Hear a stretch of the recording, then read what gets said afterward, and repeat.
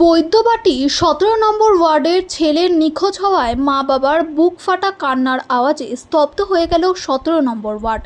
আমাদের প্রথম আলোর বার্তার প্রতিনিধি সরাসরি চলে গিয়েছিল হুগলি জেলার বৈদ্যবাটির মাটিপাড়ার 17 নম্বর ওয়ার্ডে।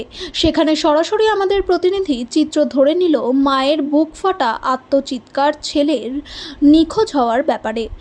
নাম অজয় রাউত, বয়স 22 বছরের যুবক, পিতা মোহন রাউত, তিনি রাজমিস্ত্রির কাজ করেন। গত বুধবার অন্য দিনের মতন অজয় কাজে বেরোয়।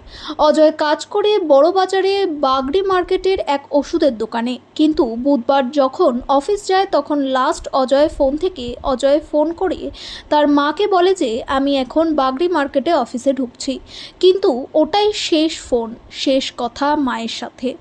তারপর থেকে অজয় নিখোঁজ হয়ে যায়। পরিবারের লোকেরা রাত যখন প্রায় 10টা তখন ফোন করে অজয় যেখানে কাজ করে, অজয় সেখানে সেই ওষুধের দোকানে।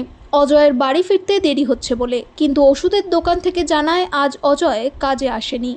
এখানে একটা প্রশ্ন, বাগড়ি মার্কেটের সামনে প্রচুর সিসিটিভি লাগানো থাকে। ঠিক তার পরের দিন অজয়ের পরিবারের লোকেরা চলে যায় বড়বাজার থানায় মিসিং ডায়েরি করতে। তখন ওরা জানায় আপনারা যে এলাকায় থাকেন সেখানকার থানায় গিয়ে ডায়েরি করুন।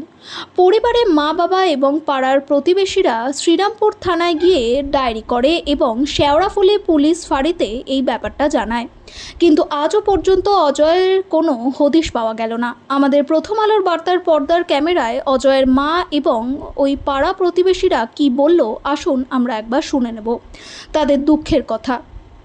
বৈদ্যবাটি থেকে রিপোর্ট অমল চ্যাটার্জির প্রথম আলোর বার্তার পর্দা থেকে।